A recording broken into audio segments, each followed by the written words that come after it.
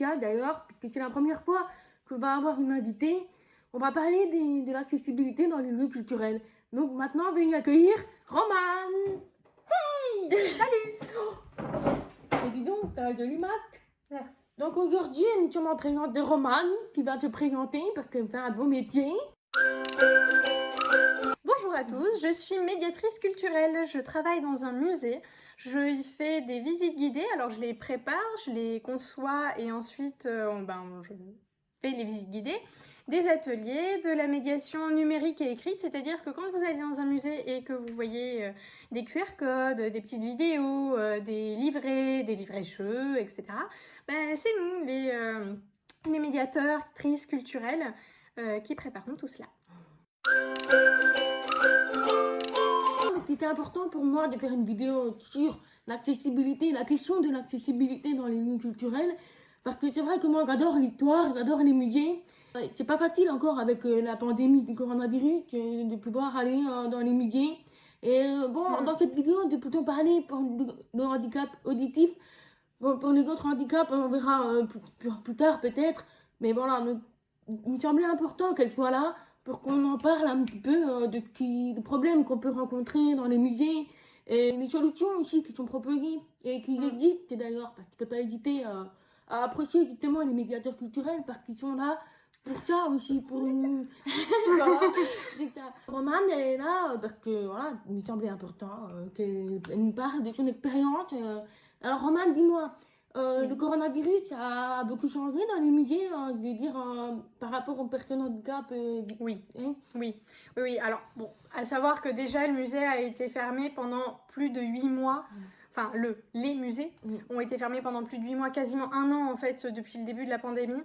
Et effectivement, comme on a eu les masques, alors les masques bleus ou tout noirs, ceux qui ne sont pas inclusifs comme celui-là, nous ont été donnés et en fait on n'avait pas de masque inclusif, on a dû les demander.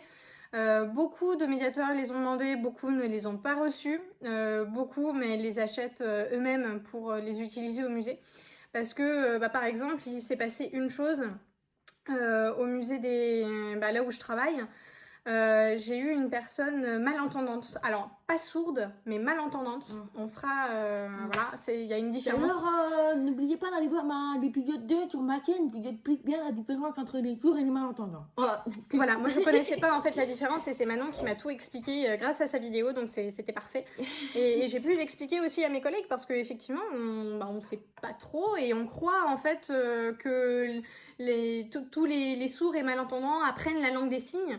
Alors que non, c'est pas vrai. Il y a un quart en fait des personnes sourdes profondes qui apprennent la langue des signes. Voilà. Donc apprendre la langue des signes n'est pas une fin en soi pour aider les publics à handicap auditif. Donc on a mis en place, alors c'était un moment où on pouvait mettre que les visières. Ah oui. On n'avait pas encore tout à fait les masques, c'était soit les masques, soit les visières. Alors il y a une personne qui est venue et j'avais un masque. Et je commence ma visite guidée, je demande si tout le monde m'entend bien, si tout le monde me voit bien. Et je vois une dame qui elle plisse les yeux, elle comprend pas.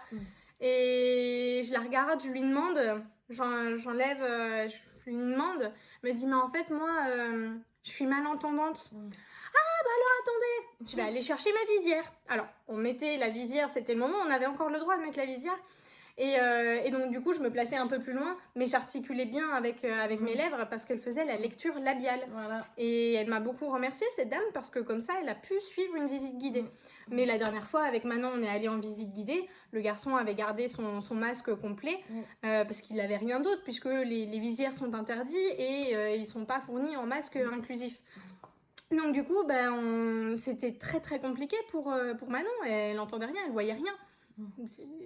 Voilà. Alors sachant qu'il y a aussi des audio-guides qu'on peut placer sur les appareils auditifs. Alors après il y a aussi des livrets écrits qui sont disponibles. Mais bon après au bout d'un moment on n'a pas envie de faire les visites de tous les musées, tous les châteaux avec un livret quoi. Donc effectivement il y a d'autres choses qui sont mises en place comme des QR codes avec des vidéos sous-titrées à la place des audio-guides qui peut être plus intéressant. Merci pour tes De rien, j'ai beaucoup parlé. Si maintenant les musées commencent à s'ouvrir, ben, moi, on peut pas aller tout seul. Bah, Mhm. c'est ça que, en fait, on n'a plus notre indépendance comme on avait avant, parce qu'on dépend beaucoup de d'autres personnes, même si c'est bien, parce qu'elles sont là pour nous aider, mais voilà, on peut plus aller dans les musées tout seul. Et moi, ça m'énerve un peu, parce que voilà, on s'est dit, Ah, mais t'as un manque d'autonomie, quoi. voilà, c'est ça. Merci d'avoir souligné l'importance des maths, parce que c'est vrai qu'aujourd'hui, il y a des maths inclusives qui sont proposées, et moi, je trouve ça un peu dommage que dans les lieux publics, surtout dans les endroits publics, Ah oui. où on est en contact avec les personnes, on n'est encore pas des marques comme ça. Voilà, donc Surtout qu'en plus, ils sont homologués. ils sont homologués. Et, bon, après, je vais mettre toujours dans le lien de la description, je vais mettre que là où c'est qu'on peut les commander. Mais ils sont, comme elle dit, ils sont homologués, ils sont lavables, réutilisables. Et franchement, ça change tout parce qu'on peut voir les lèvres. Parce que c'est vrai que les sourds n'utilisent pas que la langue des signes. C'est ça qui est important. Parce que j'ai l'impression que les gens ils pensent que quand il y a quelqu'un qui est sourd, il utilise que la langue des signes pour parler. Ou pour se faire comprendre d'ailleurs. Même si on met plus fort les appareils, ou on met les boucles magnétiques, comme on appelle ça plus Oui, souvent. voilà, c'est ça. Voilà, Ouais. qu'on trouve dans les musées, ils proposent la boucle magnétique. C'est très bien, mais c'est plus pour les personnes qui sont malentendantes, pour se concentrer sur le son qui va être amplifié. Mais par contre, pour quelqu'un comme moi qui est sourd de profonde, j'ai appris à lire sur les lèvres et en fait, moi, je peux plus m'en passer. Donc, il faut vraiment que je vois la personne en fait de moi, que je vois ses lèvres, que je vois son visage. C'est très important aussi, le geste du visage. Dans les musées, c'est vrai qu'il y a des moyens comme les livrets, les pancartes, des choses comme ça. Mais moi, ce qui me manque, c'est le contact avec les autres, avec le médiateur, avec le guide. Surtout que quand on fait les visites guidées, on apprend tellement des choses. Mais c'est comme vous, en fait, quand vous allez dans un musée, vous n'avez pas forcément envie de tout lire ce qu'il y a. Exactement. Hein, vous n'allez pas vous farcir et le livret et les pancartes qui parfois sont très très longues. Ouais. On n'a pas envie de tout lire. C'est comme. On va parler surtout d'un autre projet qu'on mène les deux à côté, des vidéos que je fais pour la surdité. Il était important aussi pour parler des sous-titrages. Donc je vais laisser Romain introduire l'autre projet qu'on fait en parallèle. Alors ce projet-là s'appelle la Minute Histoire de l'Art. Vous pouvez nous retrouver sur YouTube. Peut-être que Manon mettra la description, dans le lien dans la description. Et en fait, on fait des vidéos donc sur l'histoire et l'histoire de l'art. Et chaque vidéo, toutes les vidéos sont sous-titrées. Ouais. Mais pas un sous-titre automatique de YouTube, parce que c'est un peu du n'importe quoi. Ouais. Mais un sous-titrage qui est fait par nous. C'est-à-dire manuel. Et donc, De remercier d'ailleurs Roman, parce que c'est vrai qu'au départ, quand j'ai proposé à Roman de mettre les sous-titrages, c'était important pour moi parce que les autres personnes qui sont sourdes, enfin, d'autres personnes sourdes et malentendants, et même les personnes, on va dire, normales, qui n'ont pas forcément envie de voir la vidéo avec le son, et ben c'est important d'avoir les sous-titrages, c'est plus simple, même si, voilà, ça prend pas beaucoup de place, donc voilà, ça nous change surtout nous. Moi, en tant que passionnée d'histoire, quand je vais sur YouTube pour regarder des photos, des vidéos, pardon, et qu'il n'y a pas de sous-titrage, ou des documentaires où il n'y a pas de sous-titrage, ben, c'est frustrant, quoi. Et d'ailleurs, je dis merci à Roman parce que c'est vrai que moi, mettre des sous-titrages alors que je suis sourde, c'est. Ouais. Voilà, donc. mais elle s'en sort très très bien, elle est géniale. Voilà, Non, mais non. enfin, Manon me remercie, mais moi je te félicite énormément parce que tu fais un travail incroyable. Au départ, je t'avais proposé de faire un podcast en voix off. Ah, Et oui. t'étais pas trop sûre avec ta C'est voix, vrai, ta c'est prononciation, vrai, ouais. voilà. J'ai Ah, dit oui, si, vas-y, c'est vrai, vas-y. ouais. Et finalement, on l'arrête plus. Hein. Elle a fait plus de podcast que moi. Elle est hyper en avance et elle arrive à faire les sous-titrages de ses vidéos. Enfin, vraiment, tu fais un travail incroyable. Ouais, c'est vrai. Et Mais... félicitations à toi. Mais merci à toi parce que c'est vrai que c'est un peu, je n'aurais jamais pu, sur les vidéos qu'on fait à côté avec la Minute Histoire de l'Art, je n'aurais jamais fait la vidéo, la toute première vidéo que j'ai faite où je vous parlais des marques inclusives. Inclusif. Voilà. Parce qu'en fait, c'est vrai que, je ne sais pas si vous le savez, mais moi, comme. Je suis émue.